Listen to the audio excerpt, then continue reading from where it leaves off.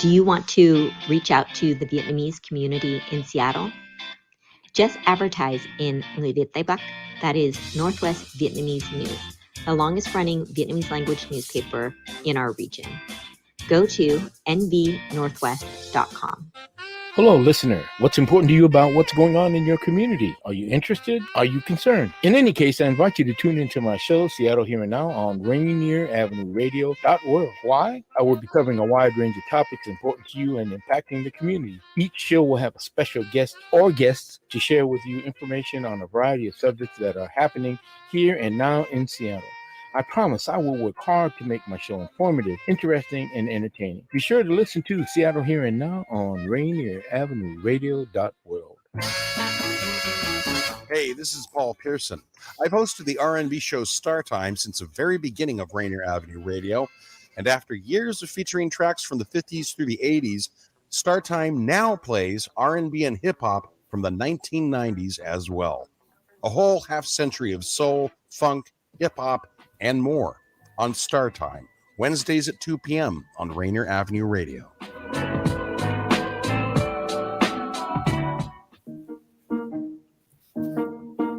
You probably have questions about COVID vaccines. Here are some answers about how they're being made.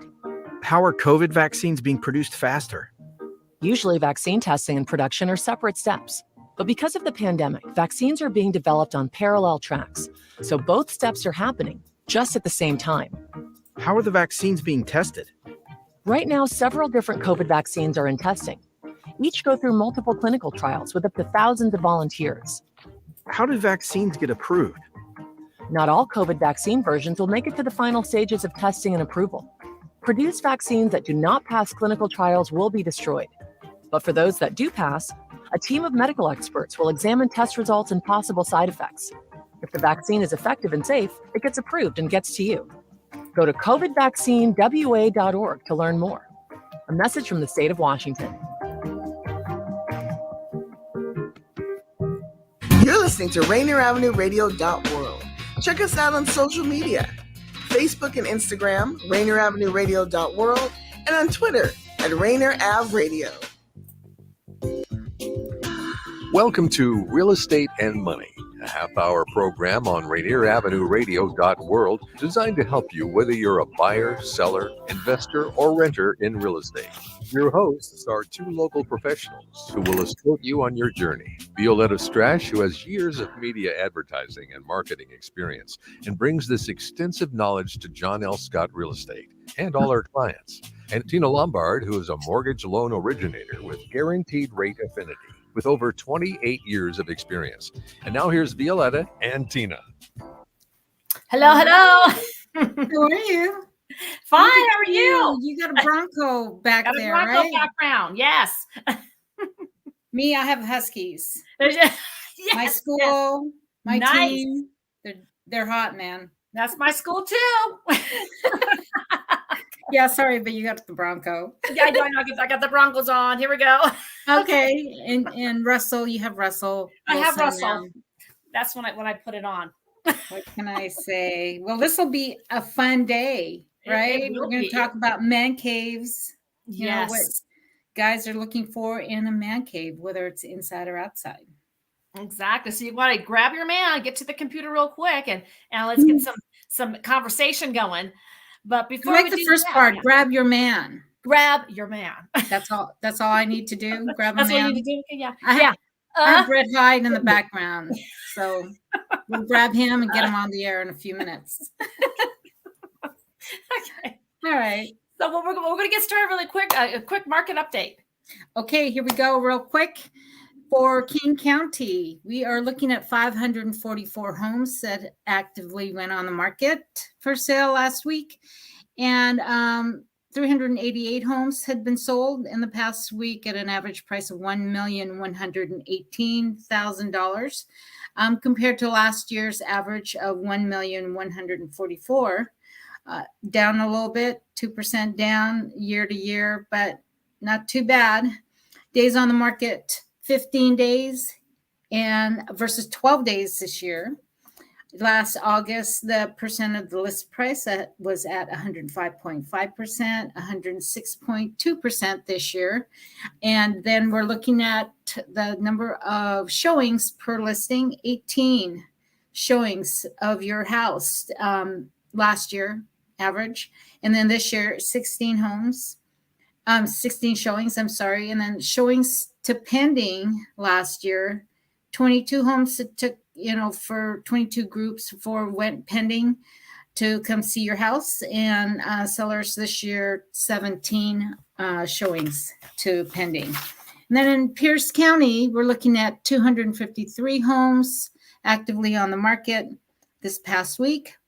And 225 homes have been sold at an average price of $609,000 compared to last year's price of an average $605,000.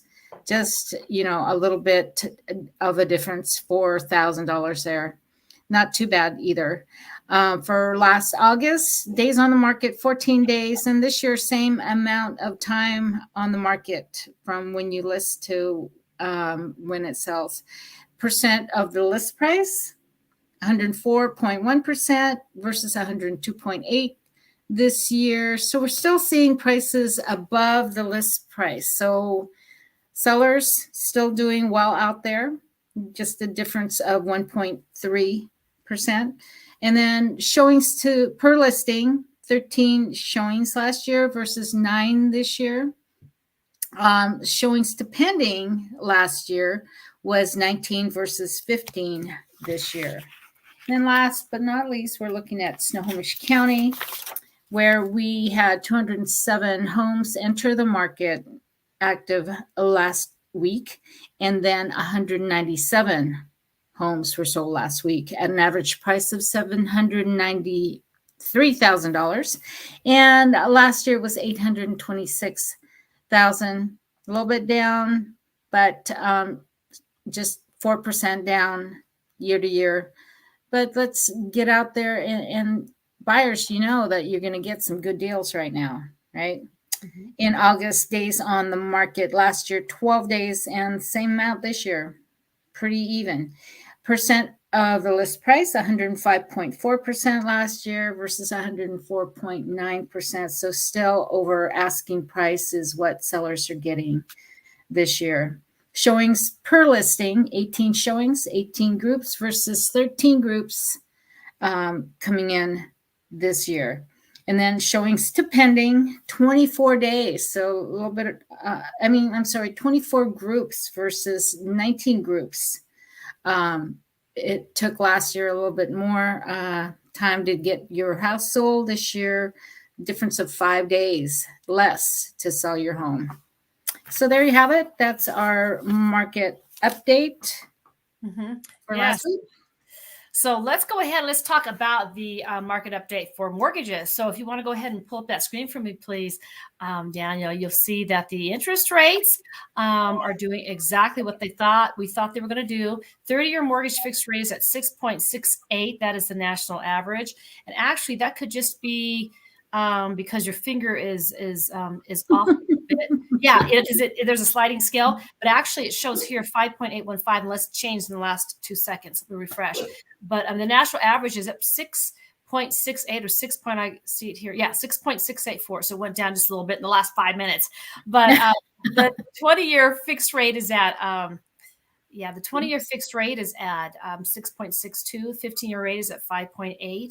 And the 7-year adjustable is 6.2. Now look at that 10-year fixed rate, 5.533. So if you're out there and you're trying to buy a home, adjustable rate mortgages are when the rate will adjust after 5 years, 10 years, what have you. And if you look right here, you'll see that the 10-year fixed rate is at 5.5. The 30-year is at 6.6. So if you're going to be in that house for 10 years or less, that's a very good option. Now, I've heard somewhere down the pipeline that houses usually turn over either from between 3.5 years to 8 years. So if you're not going to be in that house for 30 years, that you're a first-time home buyer or a second home or something of that nature, then your 10-year fixed rate at 5.5 is a very good option. Now, if you look, there's also some 3-year ARMs and 5-year ARMs, and they're available at 2.3 for a 3-year ARM, and there's a 5.75 for a 5-year ARM. So there are ways to get into a house with not so much of a high interest rate if you want. So Daniel, can you scroll down just a little bit more until we can see those graphs there? And it shows a timeline. There you go. Thank you. So it shows here a high today of 6.815, a national average. I was personally pricing loans at 7.25 here in Colorado. So that's the national average, depending on the county you live, so on and so forth. But it is not uncommon right now for some homes in Seattle priced at 7.125 or 7% for a 30-year fixed mortgage right this second. And as you know, those rates can change. They can go up and down. I got 2 notifications this afternoon about 30 minutes ago and 45 minutes ago that the interest rates are going to dip just a little bit more. So these rates, the next hour may go down. But what we're finding, V, is that rates are going up and then all applications just stop. And then the Fed is like, what do we do now? Oh, we got staff. And so they bring it back down to get all those people in. Now, if you look at this graph really quick, it's not really, you don't have to be too scientific, but you see how the trend is going up. The trend is going up. It's almost like casting out a fish rod, a fishing line, and then you reel something in, something bites, then it tugs at you, and then you wait for it to loosen up, then you tighten it again. It's the same thing with the rates. The rates are wanting to go up. And then when people resist, they come down just a little bit till people say, okay, all right, everything's at 6.5, I'm going to apply. And then boom, they hike it up again to 7%. And then nobody bites. And then finally people are like, okay, I got to bite. So a lot of people will bite and then they hike it up again. So the trend is it's going upward. So just really quick, if you've got a loan and you tried to lock last month at 5.5, you thought the rates were going to go down or what have you, as you can see, the rates have went up. So you did a good thing. So even now, if you should lock your rate at 6.8 or lock it at 5.5, whatever it is, the trend is that it's going to go up. So a month from now, you're going to be kissing yourself that you locked it at a 6.8 really low rate. So if rates should go back up to 8.5, you're going to say, hey, I was pretty smart. I locked it in at 7%. Okay, so you're going to be patting yourself on the back. So the trend is that it's going back up. And Dan, you can go ahead and get rid of that screen now. Thank you. The trend is that it's going back up. And if you have just entered the market like 3 or 4 years ago, 6.8 sounds pretty high to you. But if you have bought a house 10, 15, 20, 25, 30 years ago, 6.8, 6.5 was considered low. 7.5, 8%, that's kind of like what the average has been or what have you. The last time rates were this high was in the year 2009. And a lot of things happened and caused that. So even though the rates are a little bit higher, they seem to be going up. There is still a prediction that the rates are going to be lower come March. Fannie Mae and Freddie Mac are making predictions that the rates are going to go back down. So that doesn't mean for you to wait until February or March to buy that house. That means in February and March, the prices of houses may start going up really high, and you're going to wish you locked at a higher rate at a lower price. So if you want, go out and buy your house right now. I don't care if the rates are 10%, 11%, 5%, 4%. Get your house, and then come February or March or whenever the market decides to go back down to 4 or 5, you could always refinance. So don't let the rate scare or dictate you. Just go ahead and get what you can and see what you can do to make the rates better in your mind. Whether it's a 10-year adjustable or whether you can say, hey, I'll refinance in 6 months, but I want that house right now. And that's it. Yes. Call me. Yes. I'll take care of you. Tina will get you the right loan program. Oh, yeah. Because I had some people last week, they called me up and they said, hey, Tina, the interest rates have gone up. This lender over here was at, 6.5. And my realtor says, I need to call you. And by that time, the rates have risen to 7.1. And, but now the rates have gone down just a little bit more. But those people at 6.7 that locked in 2 weeks ago, they're flying high right now. They're doing really well. So I tell people right now, don't worry about the rates are, because whatever they are right now, you're going to be happy with yourself in 3 weeks from now. Yay.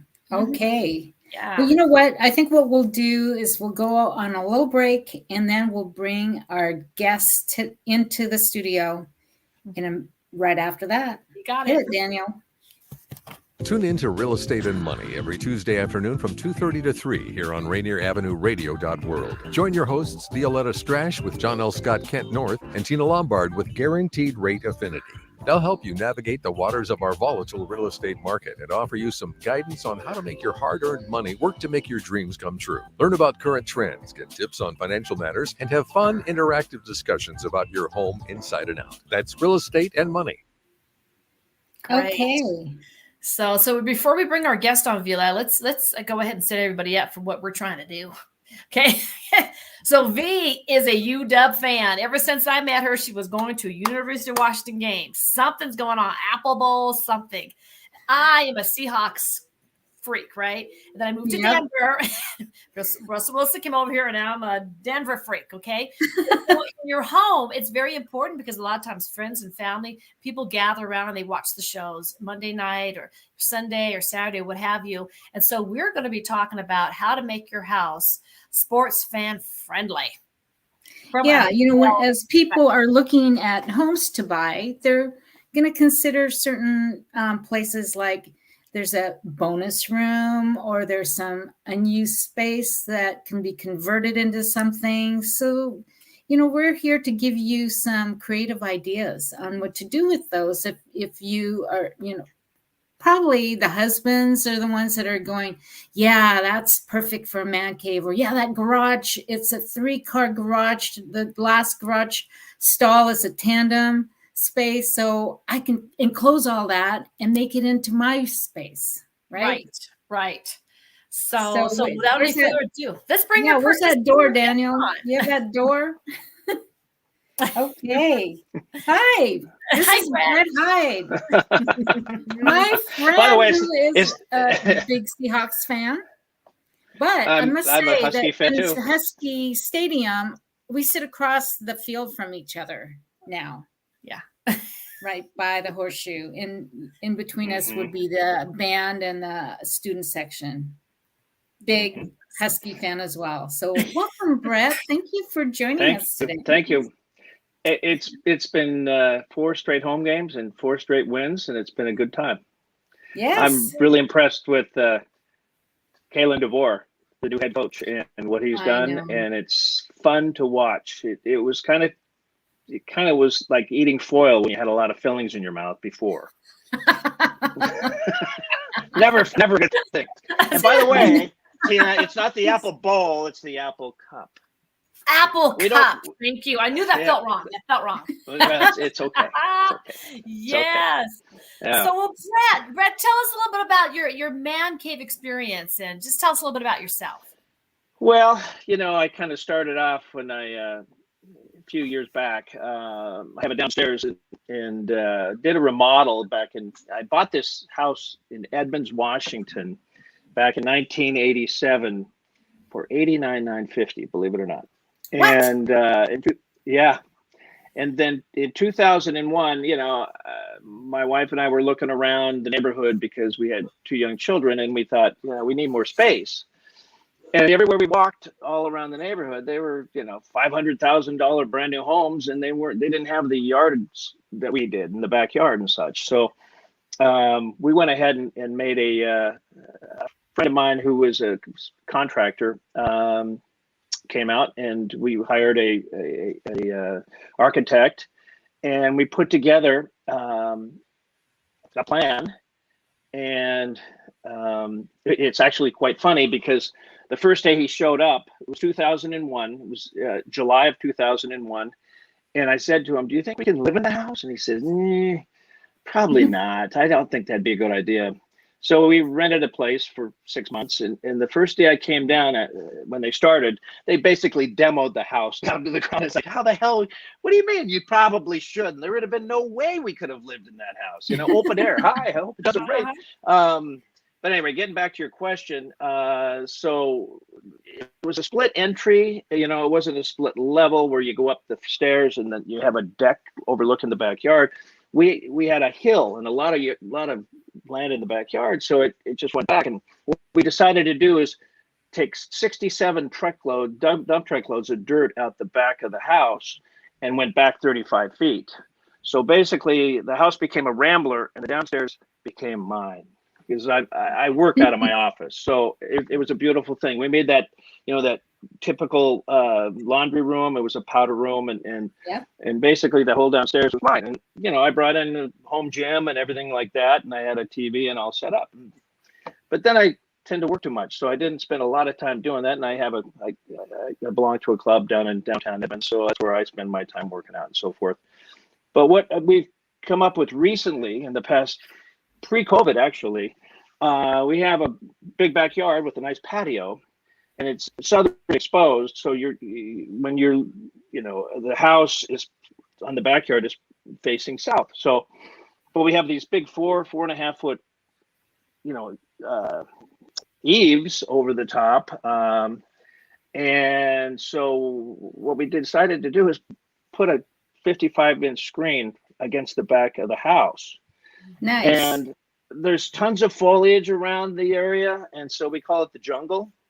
And then we bring in these two big umbrellas, so it protects you from the sun, or you can even watch it in the rain because the TV is protected as long as you're not getting wet.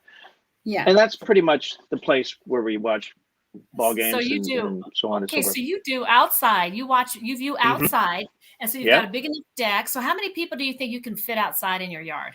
Oh, I'd say 8 or 9 or 10, maybe. You stack it up like a theater. There's just plenty of space, but good. And it's what's cool about it is you can, even when it's cold, we got a couple of propane heaters and so forth to keep you warm, and it's so much more fun to watch a game outside. I tell you, the neighbors come over. We have potlucks and everything like that. It's cool. Let's talk about that. You talked about neighbors coming over and potlucks. So food is a very important element. So how important is it for you to have an outside heating or a cooking element? Or do you have one now? Well, yeah, of course. I've got a barbecue. But one of my specialties, if it's a big game, is I'll make chili. And I've got this.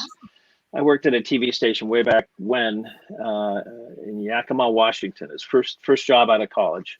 And I directed many shows and so forth. And we used to do this kind of a feature show. And we're bringing all these people, and they had a chili cook-off in Yakima in the winter. He created this thing called the cowbell chili, and I'm telling you, it's to die for. And you can eat outside. I'm no Archie, and I don't know where Archie is, but you can spice it up any way you want. That's okay. But that's good. There's various other things that I'll make, ribs, but chili is kind of my go-to. Ribs, of course, chicken wings, just whatever we feel like eating, we eat. So but sounds it's really like about the experience of watching the game outdoors. And the neighbors are all going, "What the hell's going on over there? I gotta go over there." So it's pretty cool. So that's really fun. Yeah, because you got heating. You mentioned heating. You mentioned having an outdoor screen, a deck, heating, and you gave us some good ideas for the heating, and then food outside. So you have a barbecue. Do you have fire pits or anything like that, or how about your seating? Oh yeah, I've got one of those little tables. That have marbles in the middle.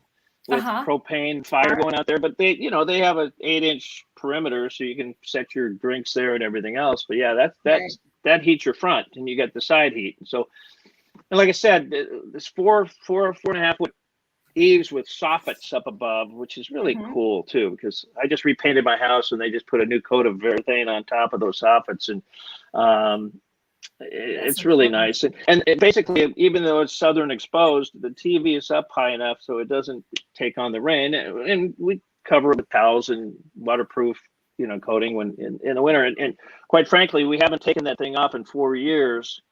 And we had to because we just painted the house. So but it's never had a problem. So do you have a fridge or an ice machine outside? That's just around the corner. We don't have to, I don't sit on my butt the whole game, for God's sakes. You can go around the corner and go to the refrigerator. We could have a cooler out there if it's a big party.